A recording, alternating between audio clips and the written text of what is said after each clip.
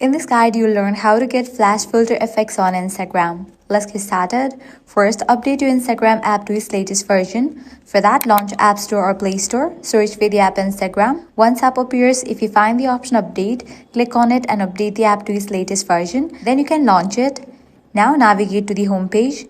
Click on the option Your Story. Go ahead and select the picture where you want to apply this effect. Once you have selected the picture, at the right corner, you're gonna find different option. Click on this drop down and select the option Effects. Now at the bottom, you're gonna find the option of Browse Effects. Click on that. Now in the search box, type in flash filter and search for it. Once the filter appears, click on it.